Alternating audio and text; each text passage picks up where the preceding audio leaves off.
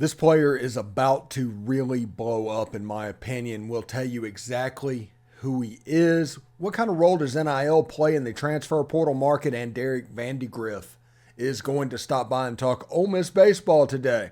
This is the Locked On Ole Miss podcast. You are Locked On Ole Miss, your daily podcast on the Ole Miss Rebels, part of the Locked On Podcast Network, your team every day.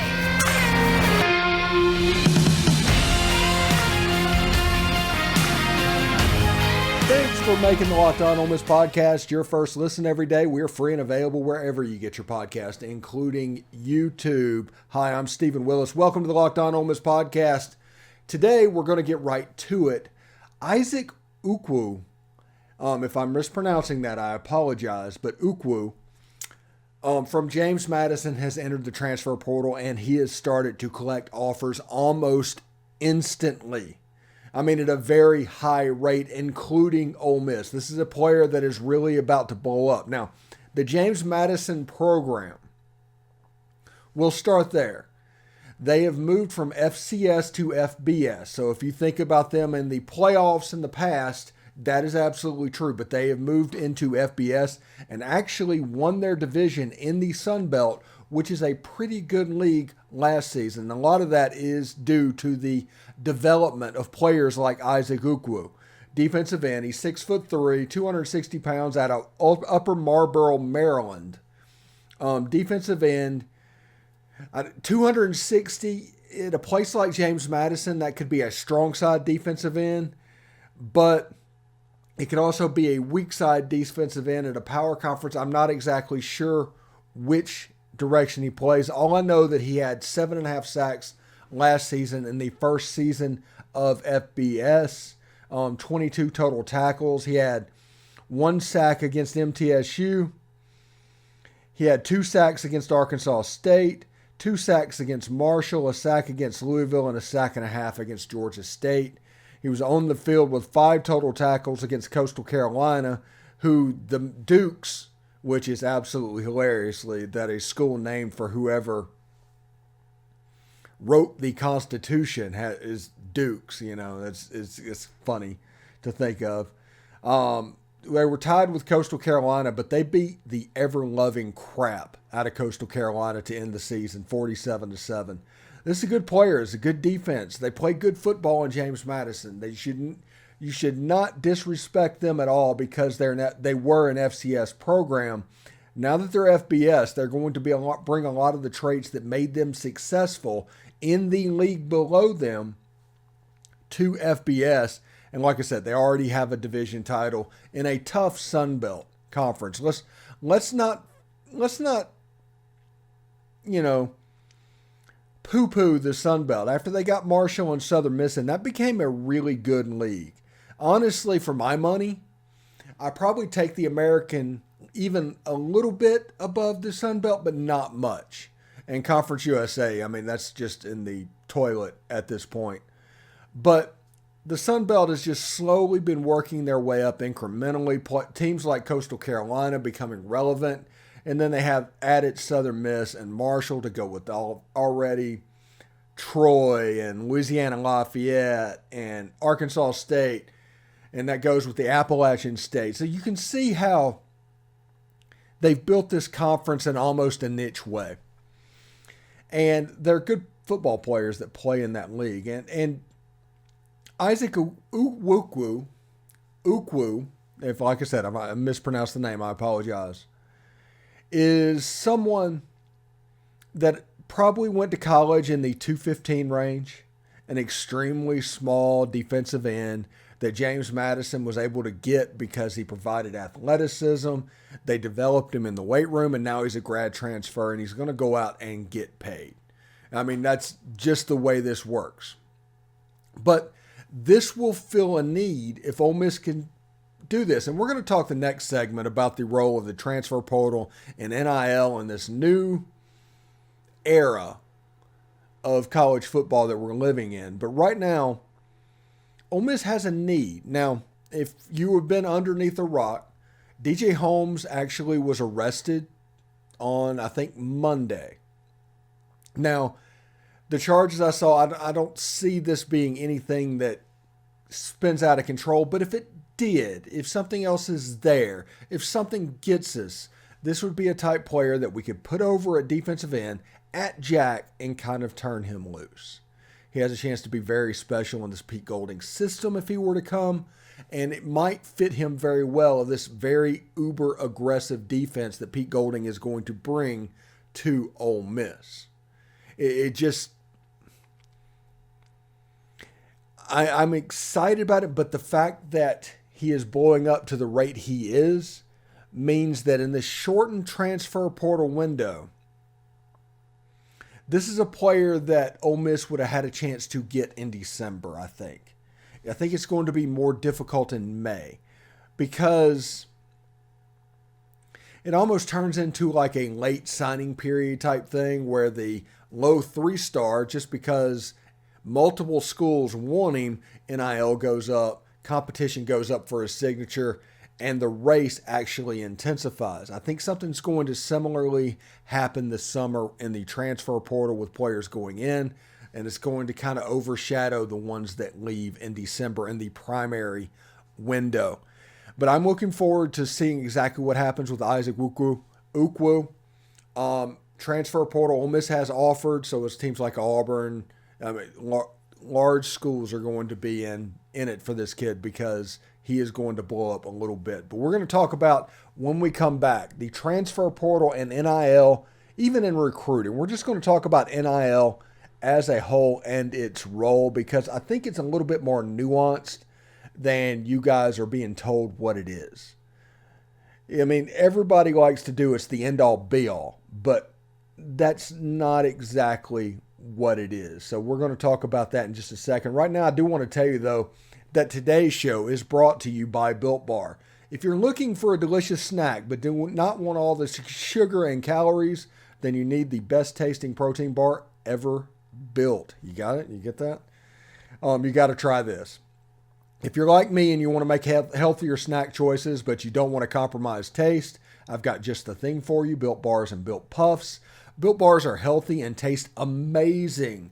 Seriously, they taste so amazing you wouldn't think they're good for you. You got to try this. What makes them so good? Well, for starters, they're all covered in 100% real dark chocolate. That's right, real chocolate. And they come in unbelievable flavors like churro and peanut butter brownie and cookies and cream. I'm not sure how they do it, but the bars taste like a candy bar while maintaining amazing macros. What's even better is they're healthy. Only 130 calories, 4 grams of sugar, and a whopping 17 grams of protein. And now you don't need to wait to get a box. For years, we've been telling you about ordering Built Bars at Built.com and using promo code LOCKEDON15. But now you can get them at your local Walmart or Sam's, while you can still get your favorite specialty flavors at Built.com. That's right. Head to your nearest Walmart today. Walk to the pharmacy section and grab yourself a box of Built Bars. You can pick up a 4-bar box of cookies and cream, double chocolate, or coconut puff. If you're close to Sam's Club, run in and grab a 13-bar box with our hit flavors, Brownie Batter Puff and Churro Puff. You can thank me later. That's Built.com. Yeah, heck, try the promo code LOCKEDON15. I don't even know if that's working anymore, but hey, if you're ordering stuff on Built.com, you probably should give it a try anyway. But go in there, get them however you want to get them. They're delicious. They're great. You're going to thank me for them. All right, thanks for making Locked On Ole Miss Podcast your first listen every day. Every dayers tomorrow on the show. Demond Williams Jr., the quarterback commit from Basha High School in Arizona, is going to spend about 10 minutes with us to talk about recruiting, his next trip to Oxford, when is going to be his official visit, all of those things, what made him pick Ole Miss, stuff like that. We talked about all of that for about 10 minutes. And he actually made me feel good and told me his dad actually listens to the podcast. I appreciate that as well. So thank you, Demond, for doing that. And thank you, Demond's dad, which I think his name is Demond because Demond Williams Jr. is Demond Williams Jr. So anyway, we need to talk about NIL and the role that NIL plays in recruiting, the transfer portal, all of that stuff. And the reason I think we need to talk about it is because there's a certain segment of the population that puts it down as an end-all, be-all. Whenever you don't get a kid, it's just like it was before, back when they were blaming everything on cheating, which did exist. I'm not saying it didn't. But it wasn't as prevalent as people were to making it out to be. Whenever you lose a kid, it's because, well, the NIL number was what it was. And I'm sure there's absolutely that happening in some of the places. But whenever it gets even and the offer's somewhat close, it's not a situation to where a kid is going to Ole Miss because he was offered this amount of money and he chose it over Mississippi State because Mississippi State offered $150 less. It isn't like that. It isn't that cut and dry. It isn't that black and white. It isn't that predetermined, honestly. We have a situation where you still need facilities. You still need relationships, and important relationships. Heck, anybody that's in sales will tell you that relationships are the most important thing to being a salesman to anything else. It's not just about money of what you can get. It's about, them being somebody that you want to spend money on and you being somebody that you want to take the money from. And that's what we exist. That's the way it exists. And now in this age of NIL collectives and state laws being passed to shield these collectives, it makes it to where that when the NIL situation gets regulated, it gets even harder. What they're trying to do is weave a web that's very complicated to unwind so that they can protect their collectives if they're doing something crazy. It benefits states like Texas and colleges and universities like Texas A&M, even Tech, to a point, to have a state government that wants to protect your collectives almost at all costs. But they can do that however they want to do it. But the rules that the NCAA puts up, and they want to do it, the NCAA is a voluntary organization. Before the NIL rules were made and state laws were made, the NCAA could have still enforced the same rules that they have because it's a voluntary organization. It's a situation like where they still drug test even in places where marijuana is legal. That marijuana can cost you a college career. Why? Because the NCAA is a voluntary organization. That same thing is going to happen with NIL. This NIL stuff is happening because they're allowing it to happen. They're desperately trying to find a way to put guardrails in place, but they don't exist at the moment. So schools are going to go absolutely buck wild until a market is set. They're going to do completely wild, wild west stuff until a market is set. But the reality is the market is close to being set. And quarterbacks like Jaden Rashada getting burned at Florida, that's going to become a less and less thing. These are the graduating classes that are perfect for players to go in because they can demand more money than what is going to be the going rate down the road. So whenever you hear somebody say, and you're going to hear somebody say, over a kid that you lost, oh, the NIL just didn't match up. Do you know that? Or are you just saying that as an assumption? Because that is what you think all of this is all about. That becomes the question. Nuance, relationships, that is important. That is what makes the Portal King the Portal King. The relationships that get built make Ole Miss special in the transfer portal, and others are trying to play catch up. But understand that other schools are catching up. It will be important for Ole Miss to do whatever they're going to do as quickly as possible, because eventually everybody is going to do this. It's not going to be a special thing. It's going to be just like recruiting, and you're going to be trying to get players from wherever you can get them. The transfer portal and NIL is not going to be a magic bullet much longer, but if you treat it wisely, if you treat it well, over the next couple of years, you can build yourself into a place that even some place like Boise State, who grew up using the packaged tag passes, the essential RPO type stuff, bringing that into college football, that built a reputation for them over a decade. So the quicker we get this built, the better off we're going to be. But it's going to take a little bit of time. We're one of the poorest states in the union. There's not a lot of people in the fan base. It's going to take a little time. We're going to have to be efficient. We're going to have to pick our battles. There's a question that's going to come up, and we're probably going to talk about it sometime in the summer. With football, basketball, and baseball, Ole Miss probably can't afford to fund all three in NIL. They might try, but they need to make sure that football is the primary, or else they're going to be in a little bit of trouble, because there's schools with all kinds of money. They just drop money on the program. And money is not everything, but it is something, and it's an important thing when you're trying to fund an athletic program. I hate to say it again, but it kind of is what it is. Anyway, when we come back from the break, Derek Vandygriff is going to talk Ole Miss baseball and what is happening. I think some fans are organizing a "We Believe" chant this weekend or something. I don't know what's going on that one. I think Ole Miss needs to win 10 out of 12 games to it's rough sledding at this point. But Derek Vandygriff is going to come by, break down the Georgia series, and talk about what is going on. So stick around.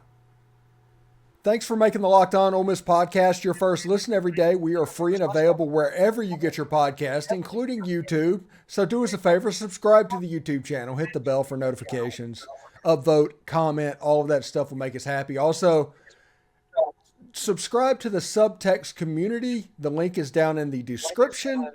Early access to a Damon Williams video is available to you for people who subscribe to that. Then we'll release it a little bit later on this week.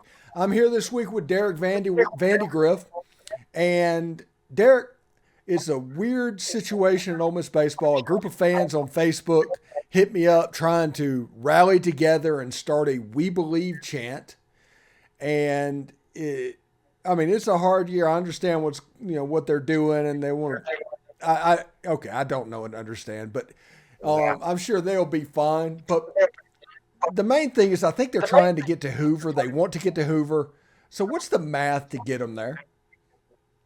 Yeah, I understand everybody wanting to believe the season isn't over. And again, technically the season isn't over yet. The math is still there if you really want to dive into it. But as far as getting to Hoover, that's a lot easier number to get to. Right now we're 3 games back of that last spot going to Hoover right now, behind Mississippi State. They're in the last spot right now going. But we got 4 weekends left. You get Georgia, Missouri, Auburn, and Alabama, so it gets a little bit easier from what we've been doing so far in the conference schedule. So the math is really there. You'd have to look at mainly State and who is it? Kentucky maybe? No, not Kentucky. Anyway, the one in front, Auburn, that's who it is, and we've got them coming up on our schedule. So looking at their schedules is something we'd really have to look at to really hammer down the math. But from the Ole Miss perspective, it does get a lot easier from here on out. We got 12 games left, and there's plenty of time to at least make it to Hoover. And if you get to Hoover, then you can believe whatever you want to at that point. If you win that, you get in the tournament, and kind of like we proved last year, anything can happen when you get there. But there's definitely a lot more question marks with this team than there was last year. That was kind of the thing with them. We knew if we could just get in, we had all this abundance of talent, especially Wade DeLucia and Elliott pitched for us at the latter part of the year. So, you can believe all you want. And look, I'm going to tune into every game. I have every game so far this year, and I will until the season's over with, and I'm going to keep cheering them on. And I'll be just as thrilled with every single game they win, whether that be 1, 2, 3, or if they end up sweeping and winning all 12, I'm going to be just as pissed off with every loss they have the rest of the year too. So I understand the people wanting to believe and having that mindset. There's nothing wrong with it. It's one of the things that makes Ole Miss baseball so special on campus is, this is what we use to get us to football season, right? And it's just a little different now because we've never really had a year this bad. So we don't really know what to do at this point, but again, we got 4 weekends left, and I know Mike and the guys will go out there and they're going to keep searching for answers. They're not going to mail it in. It's not in their DNA. That's not what any of those coaches do, and I know that's not what they teach their players. So we're going to go out there and they're going to give us everything they got. And I'm actually encouraged the way that they've been playing here lately. It's really frustrating not being able to get that big hit to drive in runners. That's what's really killed us so far. It's really frustrating that they've kind of figured out the pitching staff a little bit to a degree. We're not a great pitching staff by any stretch, but they've certainly been good enough to win ball games, and we just haven't been able to close it out yet. Yeah, as everybody that watches this knows, I've been a lifelong Detroit fan for about a month now. And we are 1-11 against the AL East, and we're 8-3 against everybody else. Well, I mean, that's not a bad division to be losing to, though, especially with the Orioles playing the way they are over there, and the Rays and Yankees, and of course you got the Red Sox, but they haven't been particularly good. But yeah, that's not a bad division to be bad against, at least. Yeah, it seems like it's like AL East, we play somebody else. AL East, we play somebody else. Yeah. Well, we'll just get them out of the way now, then. That way you can make a run later in the year. Yeah, we got Adley Rushman and the guys coming into town tomorrow. So, good luck. That dude's a stud, man. Yeah, he's something pretty great. Yeah. So that we can't hit with people on base. That's the reason you're talking about timely hitting and knocking it. I mean, it's just like 200 batting average central on that team. Yeah, I mean, and there's some cases that I would like for people to get their batting average up to 200 in conference play. Like that would actually be an improvement, which is obviously really frustrating considering what we expected of this team coming into the year. Kind of expected them to carry us offensively, and it just hadn't happened since we got to conference play. And but one way to look at it, though, and I know we'll delve into it as the weeks and all go by after baseball season, stuff like that, though there's a lot of things to be really encouraged about for next year as far as how this team's set up. I mean, we've got all these pitchers come back. We're going to throw the fire out of the ball next year. And if I'm Mike Bianco, I'm getting Will Furness and Judd Utermark and John Kramer all the at-bats I can the rest of the way and get those guys ready, because you're obviously going to hit the transfer portal hard to try to fill in these holes offensively. But I think those are 3 guys that can really contribute day in and day out for us next year. So go ahead and get them the experience, get them the at-bats, and, kind of use those 3 as the core of your lineup. Furness has been really good for us, I've thought, this year, and him hitting that home run against LSU, how awesome was that, right? With his dad playing there, and I know we've talked about it 100 times on this podcast, but with Paul Skeens coming out saying there's not going to be any beer showers, and then Will Furness is the one that gives him his first one, I'm sure that was really special for the Furness family, and he had a good weekend. He ended up getting a hit in every game and ended up driving in a run there on Sunday too. So great job by him. We're really excited to see what he's going to be able to do. I think he's going to be a stud for us in the middle of that lineup for the next couple of years. We just got to fill in the gaps around him now. Yeah, absolutely. And everybody that listens to this show knows that I'm crazy about Will Furness. So yeah, give me a preview and a look at the Georgia Bulldogs. Yeah, well, Georgia's got one of the best freshmen in the entire country coming in, so we are going to have a treat seeing one of the best young players in the country in Oxford, Mississippi this weekend. His name's Charlie Condon. He's a right fielder, and he hits everything, man. He's hitting .416 with a 1362 OPS already hit 18 home runs this year, 8 doubles, driven in 54 runs, has played every single game and is still hitting 416. I mean, it's not quite as good as Dylan Cruz, but I mean, you're getting to that level as a freshman. You know, he's really been something. And they got another guy playing left field, Connor Tate. He's hitting 354. He's got 14 home runs this year, but what really impressed me, he's got 16 doubles to go along with it. So you're talking 30 extra base hits between home runs and doubles, 44 RBI. So that's a tandem we got to deal with. They're a team that doesn't pitch it particularly well. They're second to last in the SEC in ERA. But one thing that they do is they field it really well, so they're not making their pitchers get extra outs. That's one thing that's kind of killed Ole Miss a little bit this year, and kind of something we talked about Mississippi State too last week going into that series, how many errors they made with that bad pitching staff. But Georgia doesn't do that. They lead the SEC in fielding percentage, have the fewest errors. They just have trouble getting arms in the games that can get outs. So, but with this struggling offense, the way they're going right now, this might be exactly what we need to kind of light a fire under them a little bit. But Georgia's coming in off of a good weekend against Arkansas too. They ended up sweeping the Razorbacks. Big series win for Georgia.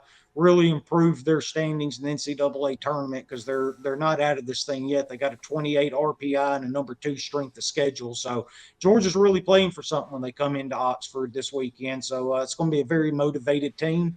So Ole Miss is going to have its hands full, and we'll see what Mike and the guys have for them as far as the pitching staff and all. Hadn't heard anything on Jack Doherty, if he's going to be available this weekend or not. That's obviously a huge piece to our pitching staff. But we do get Riley Maddox back. And, I don't really care how it looks while he's out there. Just seeing him back on the mound after that terrible injury last year, him having to have Tommy John when he was having such a good freshman year for us. It's going to be nice to see, and I'm really happy for the kid to be able to get back out there on the mound in SEC play. And, it may look kind of like Hunter Elliott's did last weekend for us, but then again, he may come out and he may shove, who knows. But however it is, really happy for him to get back out there. Really hope Hunter kind of gets a little bit more of a feel for it after the rough outing against LSU last weekend. But, when you haven't pitched in 2 months, and you go out there against a number 1 team in the country, there's going to be some rust to knock off, not holding that against him either. So it's just nice to see these guys getting healthy, and, hopefully we can string some things together this weekend.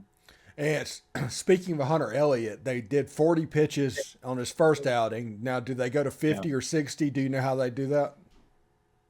I haven't seen any kind of announcement of how they would do it. I would imagine they would ramp him up a little bit, not too much. 50 or 60 would definitely be the tops, I would think, but it also wouldn't surprise me if they decided, with the way things are going right now, if they just capped it at a hard 40 again and really slowly worked him back into this rotation, because it'd be a lot different if we were fighting for our postseason lives or trying to position ourselves for a regional or something like that. But, at the current time, that's just not what we're playing for right now. So get him out there, let him get his work in, and see how he looks, see if he has a little bit better feel for things. And, hopefully when he wakes up next morning, he's feeling good and able to do it again next weekend. That's really what you look for right now with a guy coming back from that kind of injury. All right. Thanks for making the Locked On Ole Miss podcast your first listen every day. Every dayers tomorrow on the show, Damon Williams. He's going to tell us why he chose Ole Miss, why, what all-star game he's looking at, stuff like that. He's going to have all those answers to your questions on tomorrow morning's show. That's Damon Williams, Ole Miss's 2024 quarterback commit. Thank you very much, Derek, for stopping by today, and we'll see you next week, bud. All right, man. Appreciate it. Hi, Toddy. Howdy, Toddy.